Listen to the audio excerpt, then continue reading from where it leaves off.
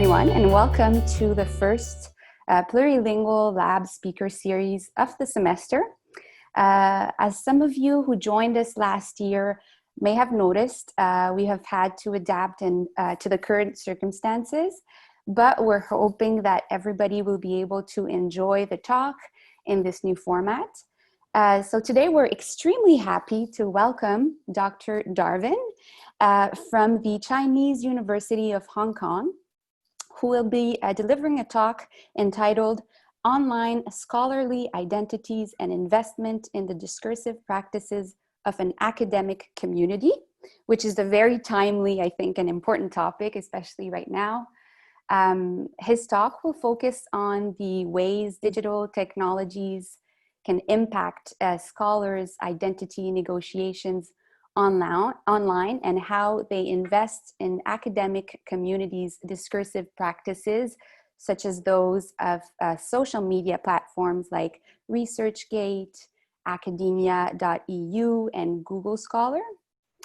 He will also address the strategic ways in which academics must negotiate their social and cultural resources to create a legitimate space for them to exist in these discourse communities.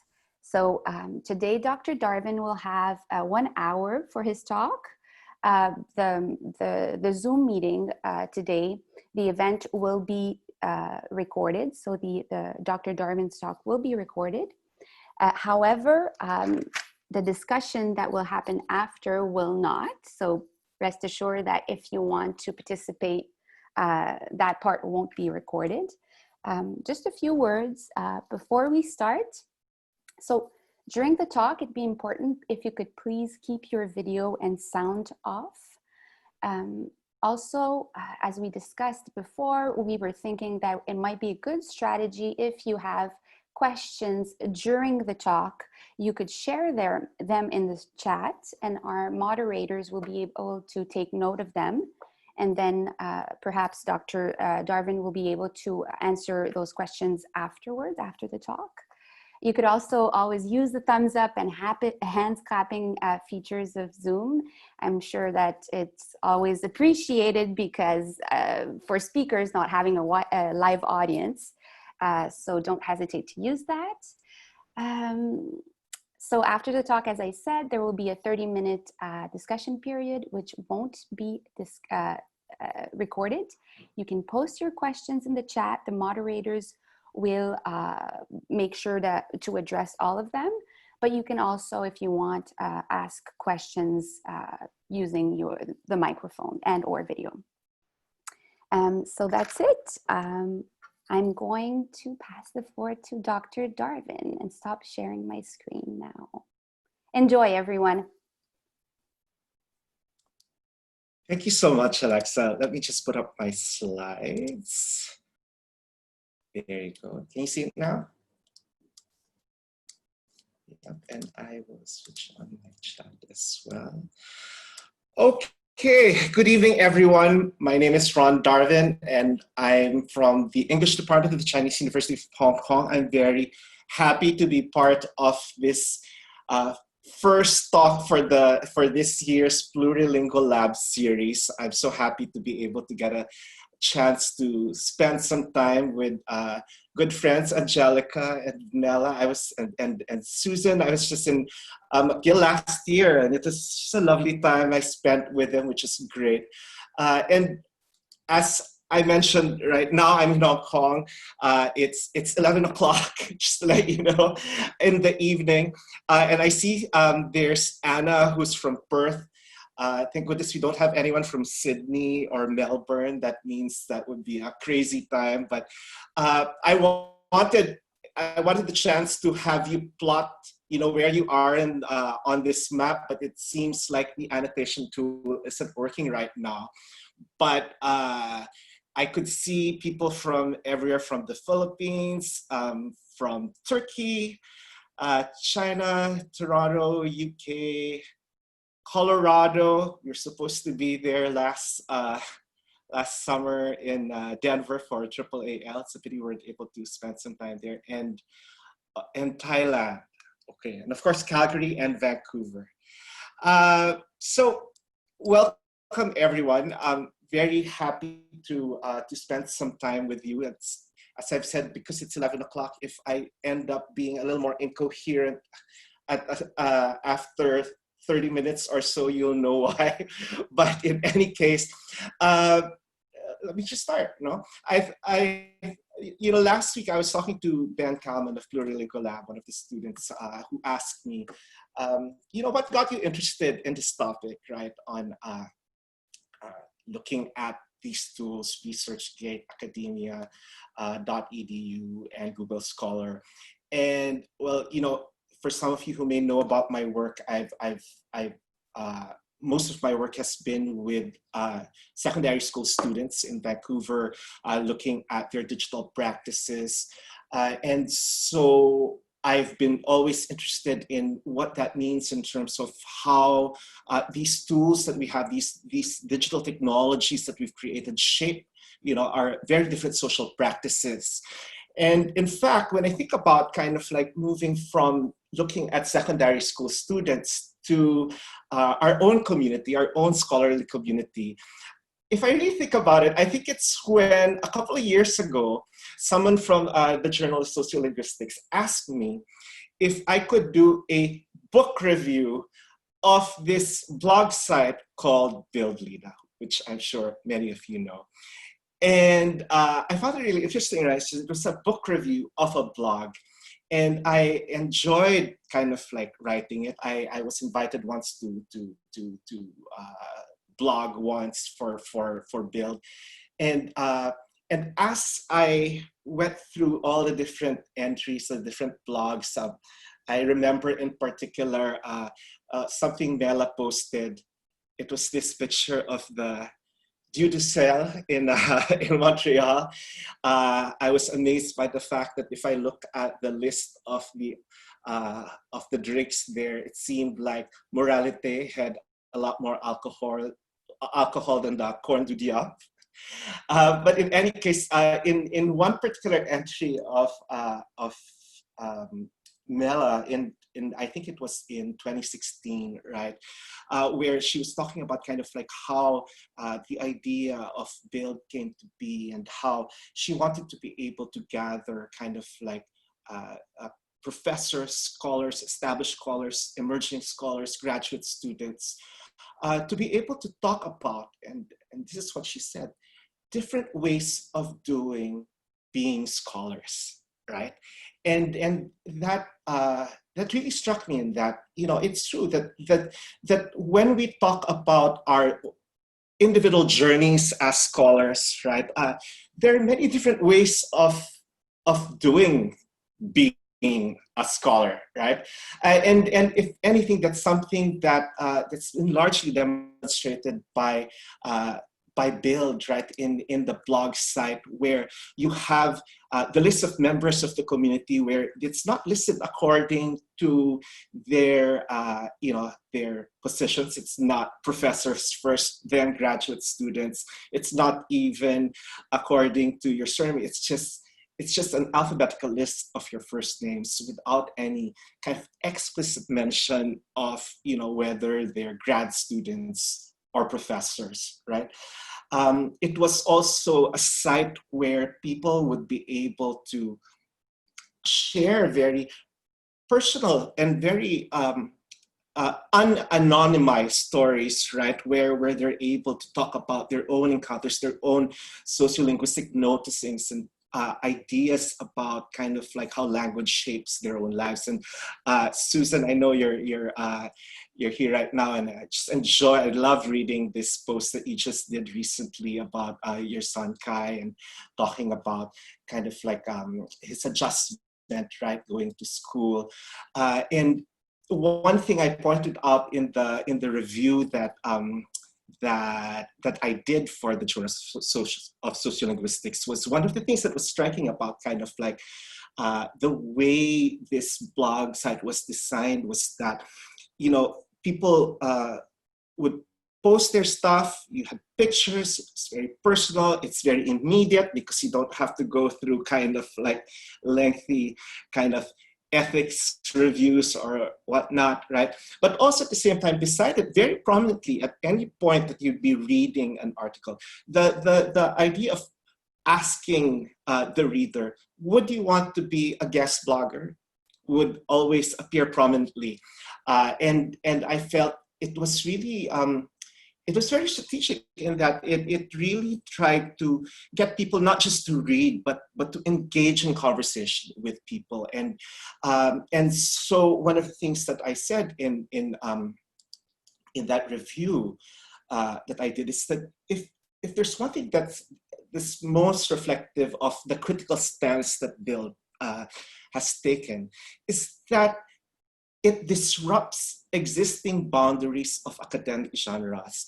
It disrupts your regular kind of relations of power that are, that are there in certain academic communities, for people to be able to engage in conversation, right?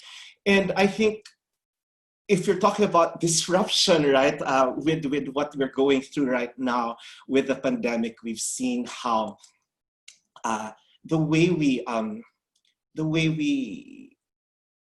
engage with each other, as we could tell today, right? Here's Angelica. This is our conference unit presented together at Colloquium. I think this was in Chicago a couple of years ago, where where we got to wear badges and we got to sit beside each other and talk and have coffee, have drinks after the conference, right? And then I think about the schedule of AAAL for next year and how this is what conference is going to be like, right? And it makes me think about how definitely right now, when it comes to our own communities, our own scholarly communities, the fact that we are here this evening to be able to join in this conversation, coming from different parts of the world at different time zones, right? That we're able to do exactly that, and by using a specific tool like Zoom, right? That we're able to do things that we would not have been able to do if it were face-to-face. And some things that no longer can happen because there is that medium, this platform that's between us, right? I look at, I know you have to switch off your videos, some of you, but then the fact that if I wanted to, for me to be able to zoom in and look at each one in the audience, that would be possible. That would have been possible if I were on a podium in a hotel in Denver, and being able to see the person at the back row, right, of the conference room. And so in that sense, that the fact that we've chosen specific platforms to mediate our interaction definitely comes with different affordances and different constraints, right? Being able to react, being able to go into breakout rooms. And when you think about the different ways in which we're able to express our ideas, in using these tools, like earlier our host was saying, you can react while while Ron talks, and if you look at the reactions that are available on Zoom, it's really either you want to thumbs up me, you want to clap, right? And you compare that to Facebook, where there's a few more options, right? You can like, you can heart me, you can care for me, you can laugh, you can cry, or you can just not be happy with what I say, right? And so we could see that with these platforms, the way they're designed, the different ways of communicating that are made available using these tools have a way of shaping our interaction, have a way of kind of determining the the ways we can respond or react to certain things. And so if you look at kind of like, if we were out, this is me on the left, my imagined identity. That's Henry Golding and Constance Su in Crazy Rich Asians. If you have these two people go out on a date, right, and Constance, for instance, on the right says, oh, she wants to talk about a rabbit, right? And she gives a very good description of her pet rabbit. We know that it would be different if instead of talking about the pet rabbit, Constance decides to post about that pet rabbit on Instagram, right? And that in that kind of communicative moment, right, while there is that one Instagram post, the fact is that there are so many different things that come in between these two people, right? The difference in their devices, whether Constance is using her phone or Henry is using his laptop to access Instagram. If in posting the picture of the rabbit, Constance chooses different filters to represent the rabbit in a specific way, and how that post of Constance actually goes into the feed of Henry, of course, is dependent also on the algorithms at work that somehow allow this post to be pushed forward to Henry's Instagram, right? And so we recognize that, you know, in that very 5 seconds, right, where Henry scrolls to his Instagram post and sees the picture of the rabbit, that there are many different layers that come in between them, and that if you think about kind of like that exchange, that interaction, that happens between the two of them, it is as if there is a third participant, right? That third interactant, and following kind of post-humanist materialist thought that the machine, right, that comes between them, the different tools, the different technologies, play a role in that interaction or serve as interactants themselves and have the power to kind of determine or shape the way that interaction happens. And so thinking about our own interaction as part of a scholarly community, right? The fact that we use all these different tools to be able to mediate this interaction, to mediate our participation with our communities, whether you're active on Twitter, whether you're always checking your profile on Google Scholar, right? Or Academia or ResearchGate. And more recently, I'm sure people have started noticing how if before, maybe 4 or 5 years ago, Facebook used to be such a personal thing, right? Like it was a place where I would post kind of stuff about, you know, the brunch that I had that one Sunday morning, or what I did with friends. Now Facebook has also become a place where you could be part of groups like translinguistics, right? Where you have suddenly people whom you may not have necessarily met adding you on Facebook. And it comes with certain context collapse, right?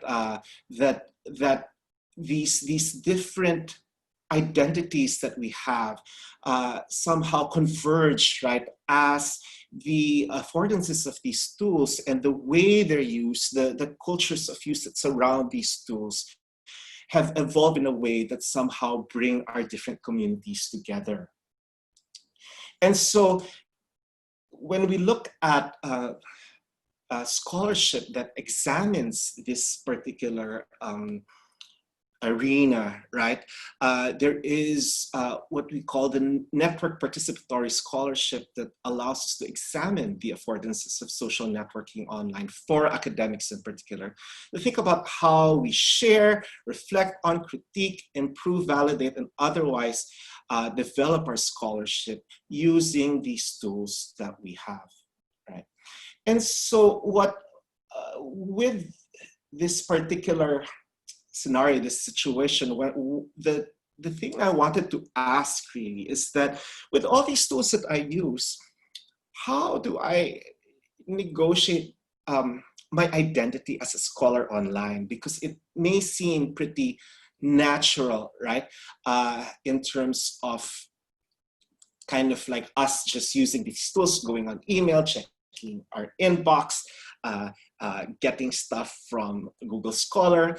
But then I wanted to take a step back and think, you know, as I use these tools, which have become so part of my everyday, and they have a way of domesticating itself, right? It becomes so natural, it becomes such a part of our daily routine, that I wanted to take a step back and ask, you know, well, how do I negotiate my identity as scholar online? And the fact that I use all these different technologies, to what extent does the technology shape my investment in the discursive practices of my academic community, right?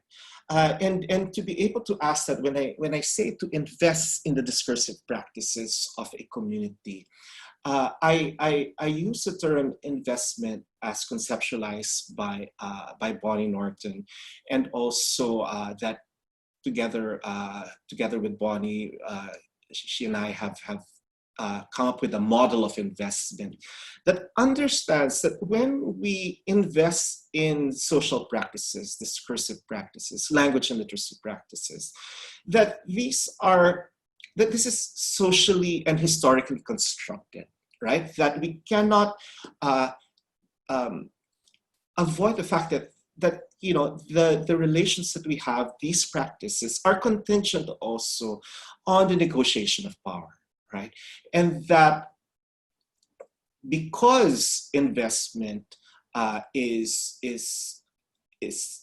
shaped by context, by situations, by different conditions, that it is complex, that it's contradictory, that sometimes you want to be active in our scholarly community and sometimes you take a step back, right? And so it is always in a state of flux.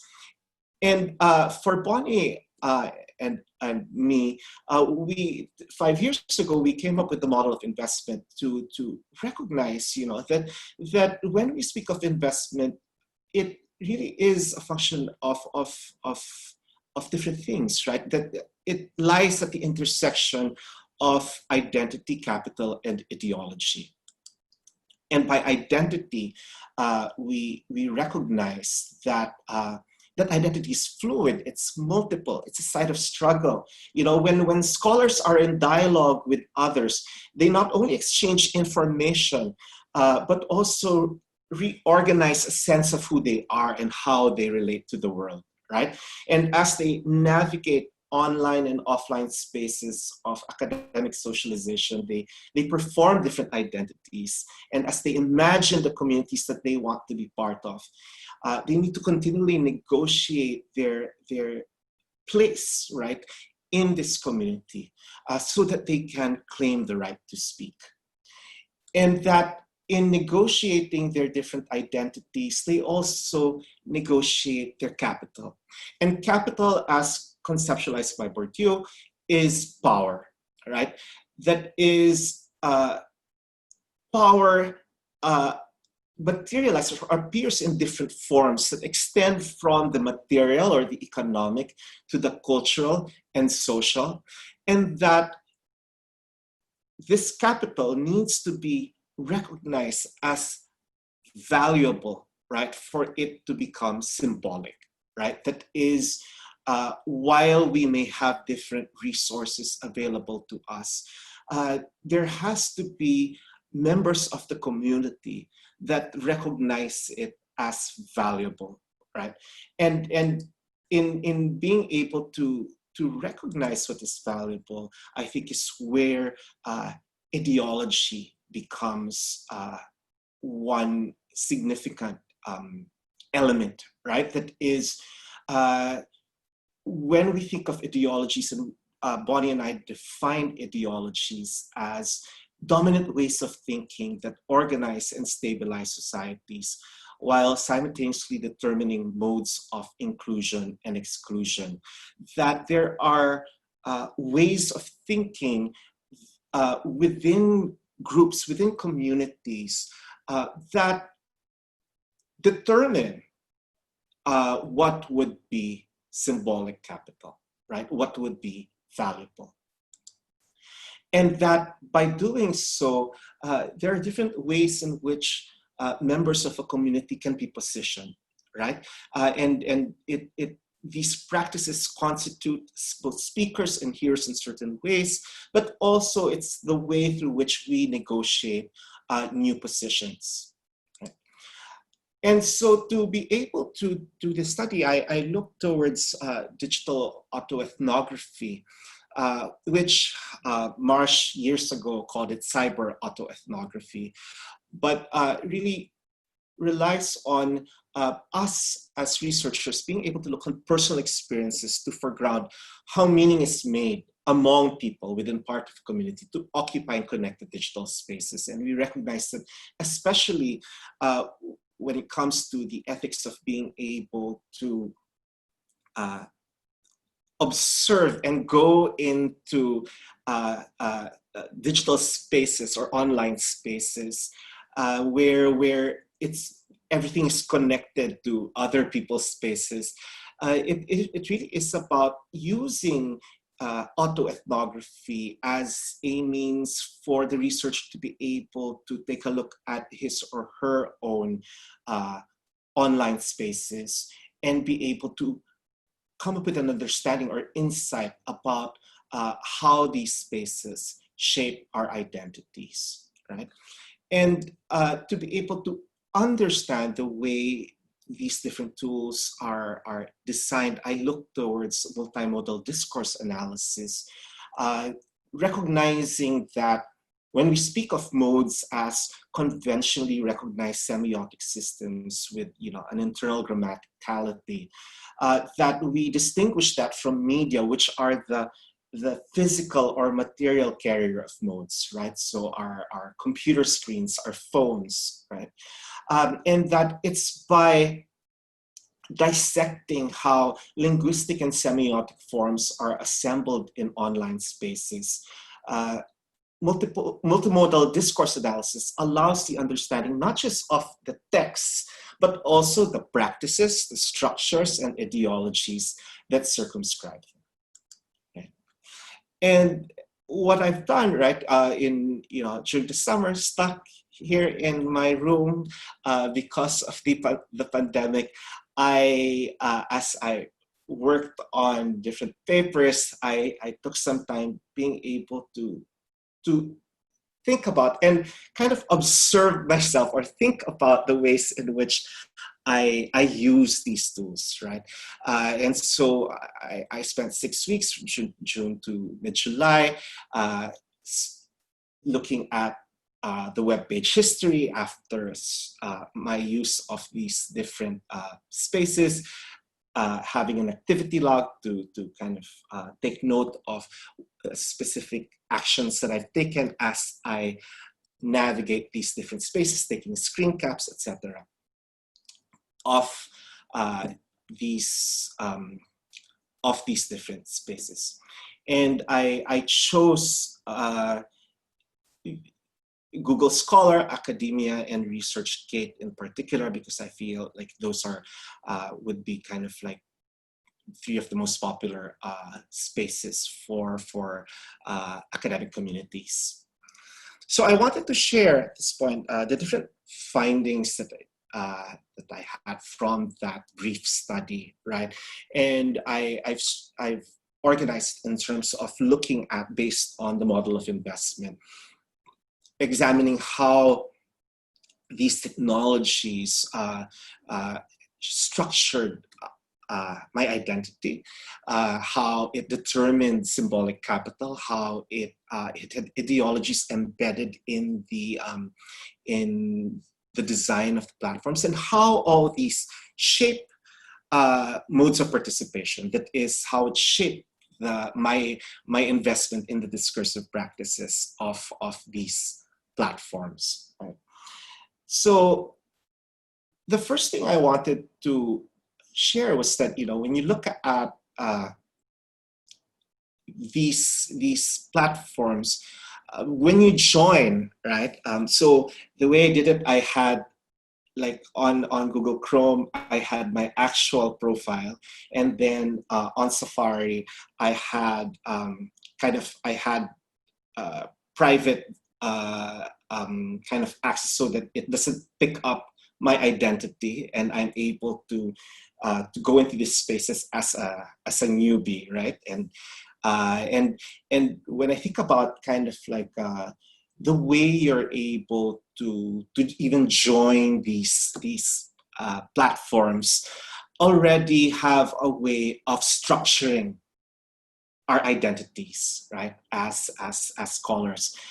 So from the moment you try to gain membership, you're positioned by the identity categories made available to you. So when someone wants to join ResearchGate, for instance, and create an account, the user is asked, what type of researcher are you, right? And the choices are, you're either an academic or student, faculty, institute members, independent research, corporate, government, or NGO workers, etc., or medical, that is healthcare professionals or clinical researchers. And those who click on not a researcher, which in this case is described as journalists or citizen scientists, or anyone in interested in reading and discovering research, are only allowed to browse rather than open an account. Right? In contrast, to sign up in academia, there are no qualifying questions that are asked, and the user is only asked to type in their name, email, and password. And after signing up, one is asked to identify oneself as either faculty member, graduate student, undergraduate, postdoc, etc., or independent researcher, right? And so while it's so easy to think kind of like undergraduate, I have high school students who message me on academia.edu, because there's nothing that prevents them from being able to access or be part of academia. Whereas in Google Scholar, one has to submit sample publications for the platform. One has to show kind of like the email that you have as, that's tied to an academic institution to be properly identified as a scholar, right? Now, wanted to share, this is where we start looking at my own profiles, because again, it is an autoethnography, and so I apologize that you'll have to see two of me now, because this profile picture will always pop up.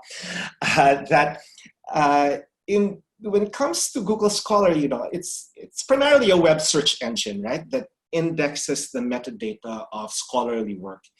But Google Scholar also qualifies as a social media platform in that it provides researchers the option to create a public author profile, add their institutional affiliation, and allows you to follow different scholars to get updates about their work. So it does enable academics to connect, right? Even though you may not necessarily use it as that, right? And apart from the brief profile details at the top of the page, everything else is automatically populated by the metadata collected by Google from published work, right? And so what you have also are 5 key terms that best represent the work that I do, that I chose. These are not fixed categories in Google Scholar, and I have the freedom to compose whatever terms I find relevant, right? Now, in contrast, if you look at Academia.edu, right?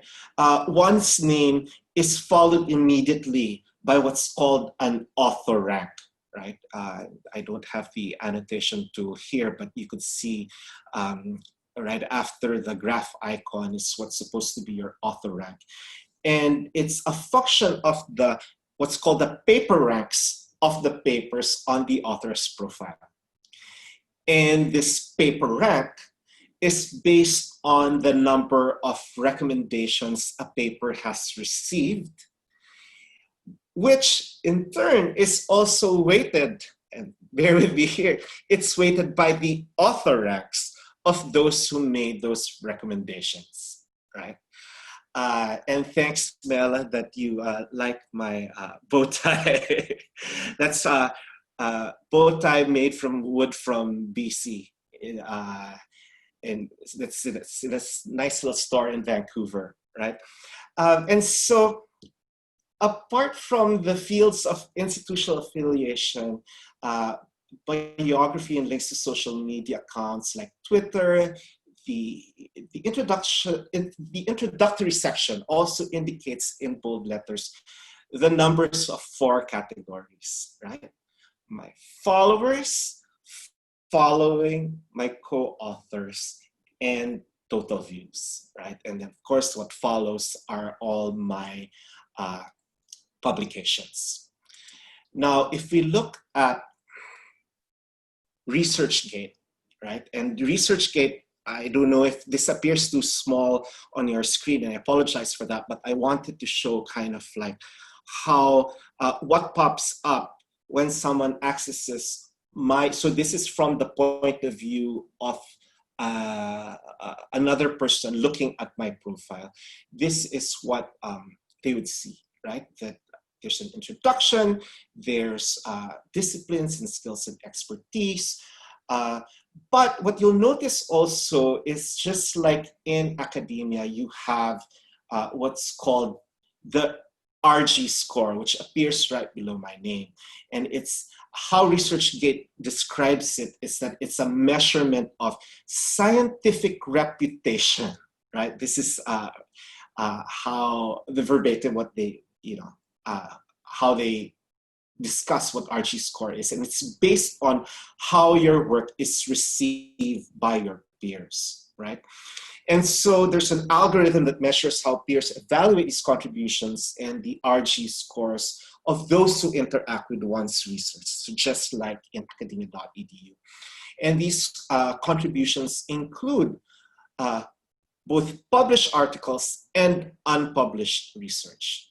And unlike in a Google Scholar where it's strictly stuff that you've already published, right?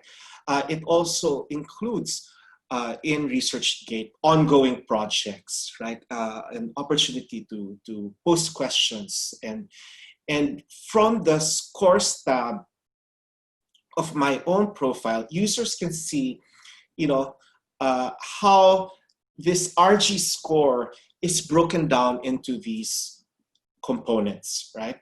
And so what you see here, for instance, in terms of the stats overview, in terms of total research interest, right?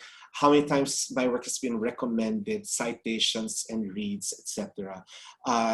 It's what provides an idea of what this total research interest is, right?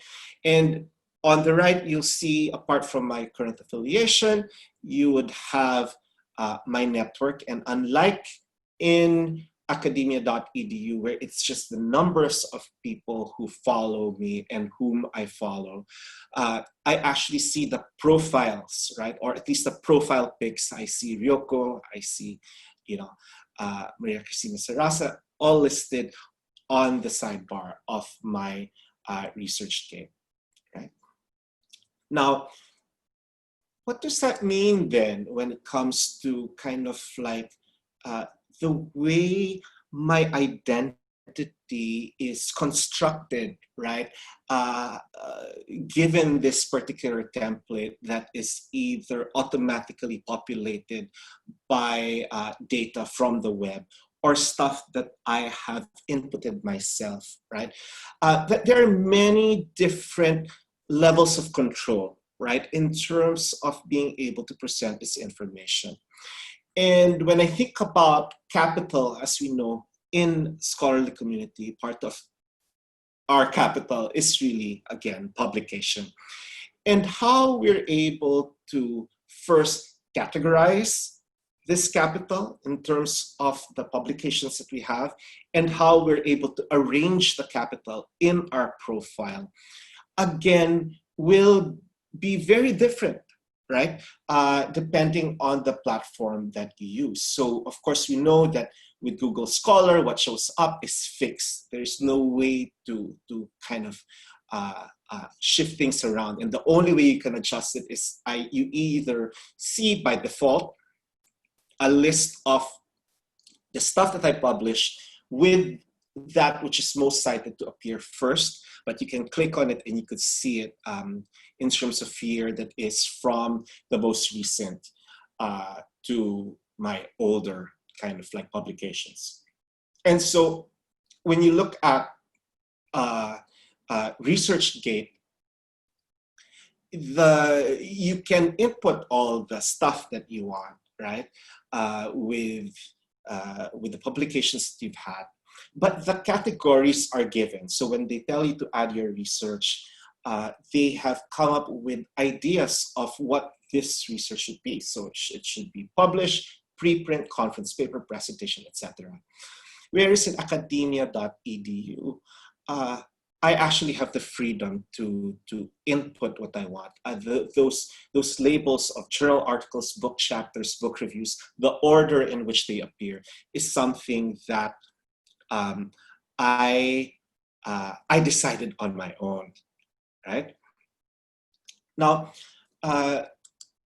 when we look at kind of how this capital is presented, right, and how, as I mentioned, for Google Scholar, the publications are listed from highest number of citations to the lowest. One would notice that the sidebar on the right indicates citations in the past 5 years. There's the H index, which measures productivity, right, in terms of the numbers of papers I produce. The I-10 index, which is a measure designed by Google Scholar, which provides the number of publications with at least 10 citations, right?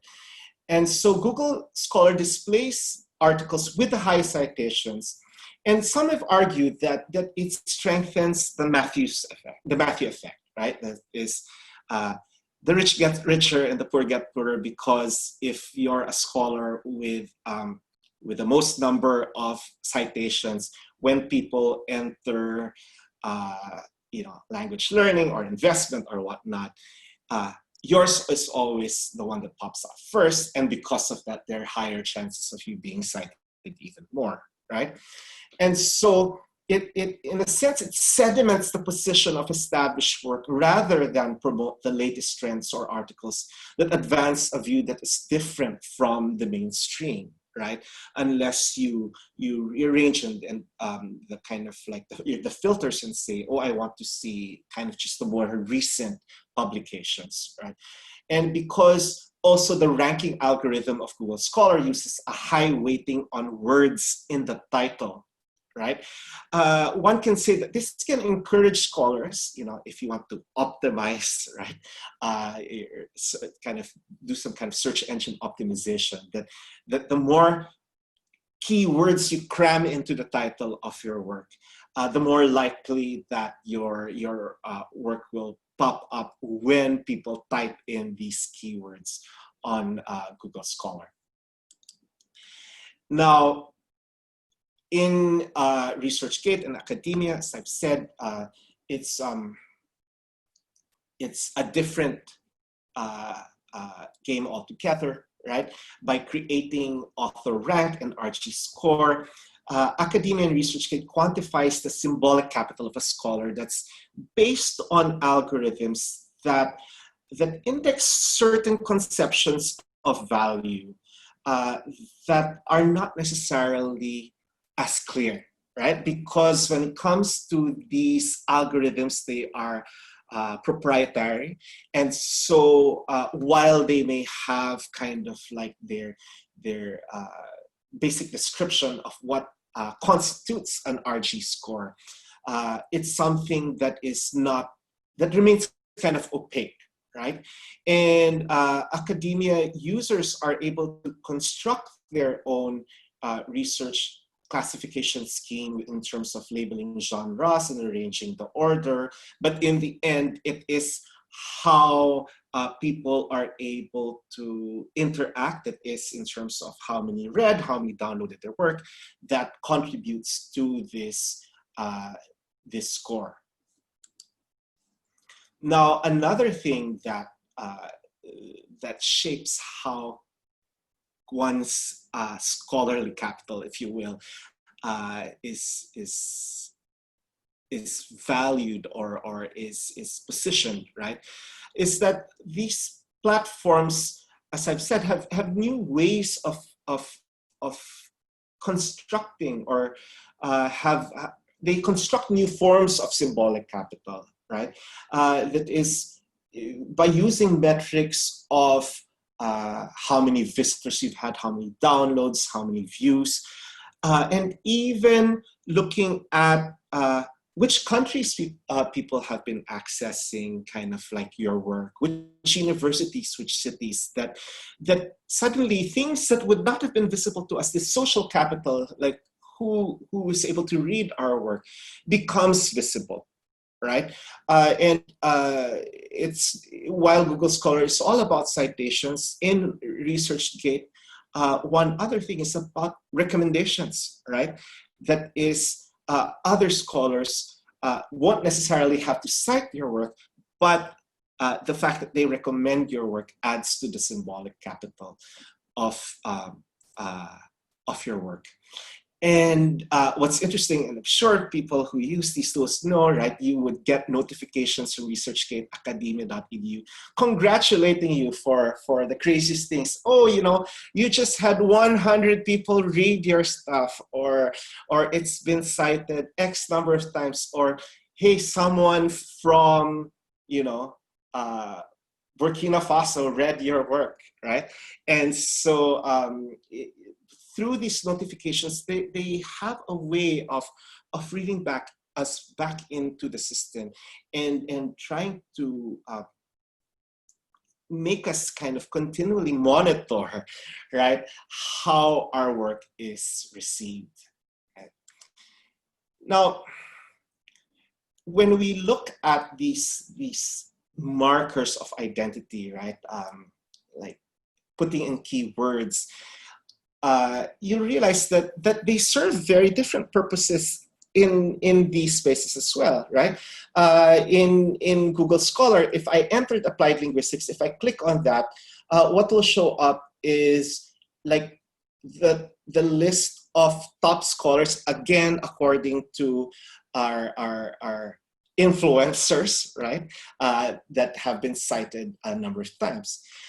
In academia, as you type in your keywords and say, oh, this is the discipline, or this is the area I'm interested in, it already establishes, like, or indicates how many people are part of that field, which again, if you think about kind of like the way we think about how this contributes to your symbolic capital, recognizing that, oh, there are 308,000 people in applied linguistics, then has the potential of steering us into choosing certain categories that have been provided. And our imagined communities, right, are shaped also then by the idea of how many people, as indicated by these numbers, are part of that community, right?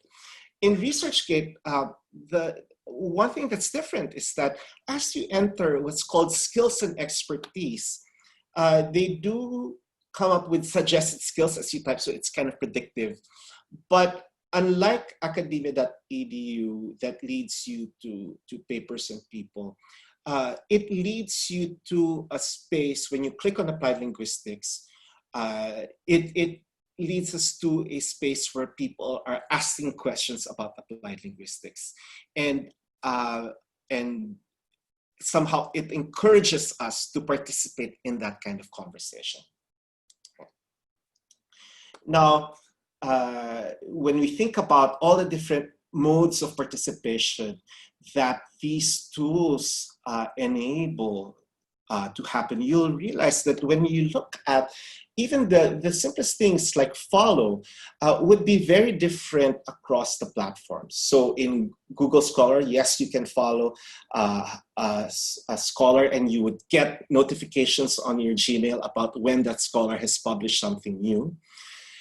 Conspicuously in academia.edu, the follow button appears right under the numbers that indicate how many followers you have, right? Which, in a sense, by virtue of its proximity, seems to help shape the way you decide if someone is worth following or not, right? Because otherwise, the follow button could have been after the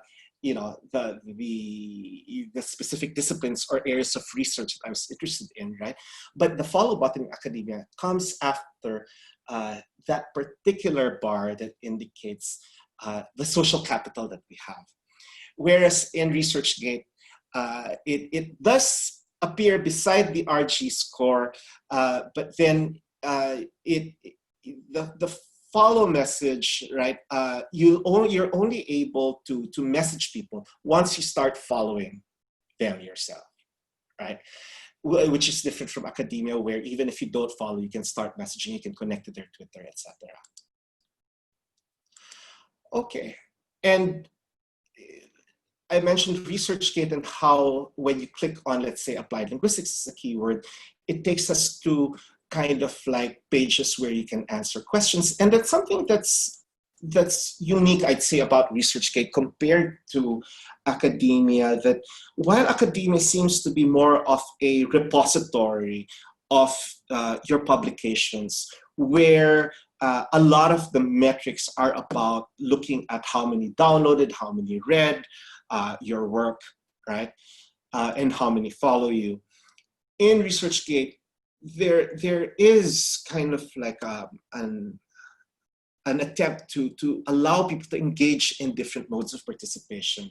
So I get, for instance, requests to give feedback on their articles, their thesis, their publication, being able to initiate discussions, raise questions on specific topics for people in the different areas to come together and participate in scholarly discussion.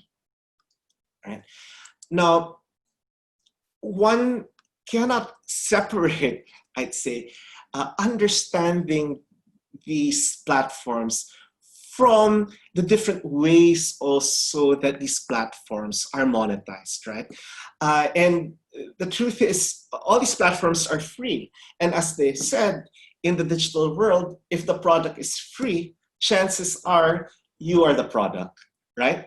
That is part of how these platforms are able to stay alive, is that that we have to continually go back in and interact, right? That's why we get these notifications saying, oh, congratulations, there are 72 people who read your work, and therefore you should go back into the system and see who these people are, right? All these contribute to kind of like making sure that we engage, because as we engage, they're able to collect data that will allow them to sell advertising space online and direct certain products, right, to our profile, ResearchGate also is able to sell ad space for potential employers.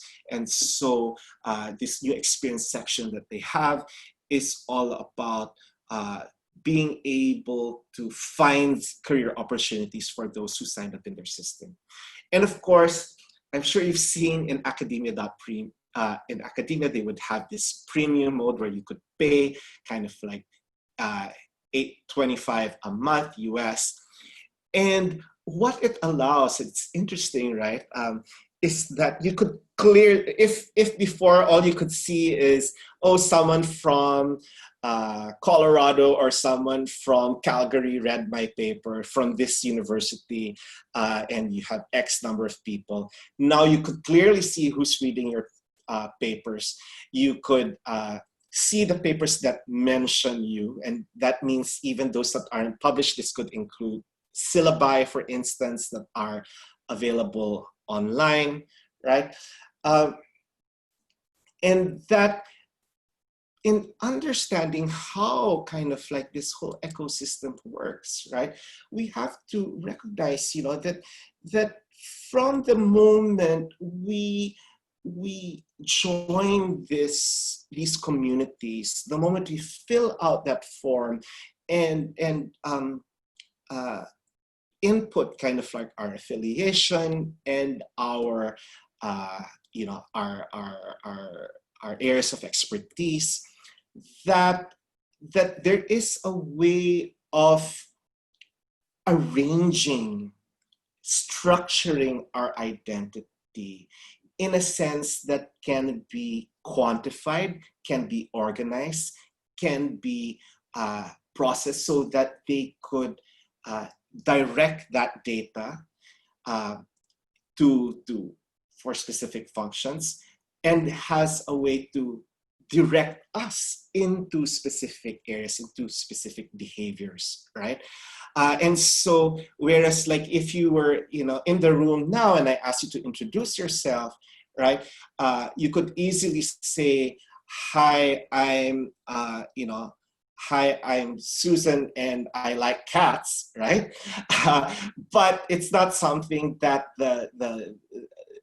our profiles online would allow us to do. That there has to be a way of organizing this information, because that is part of how technology works, right? That being able to organize data is part of the logic of computers, right? And this idea of quantifying kind of like our symbolic capital is again a way of positioning us in different ways, right? And the problem with this is that it really are measurements that have been constructed by people who have very specific ways of thinking of what that kind of behavior online should be, and that serve the purposes also of these platforms and not necessarily ourselves. And so in the last couple of minutes, I just want to conclude, right, by saying, when we look at participation in these online spaces and understand you know, how they're designed, that there are components of these digital platforms, which I call sociotechnical structures. And I specifically chose the term sociotechnical to highlight how it's there to facilitate social action, the thumbs up button, the breakout rooms button or whatnot, right? It facilitates social action, but it also enables certain technical processes, right? And they are structures in that they form the architecture of our platform, but they also have the power to structure behavior online, right? And that as we navigate these spaces, these different structures, that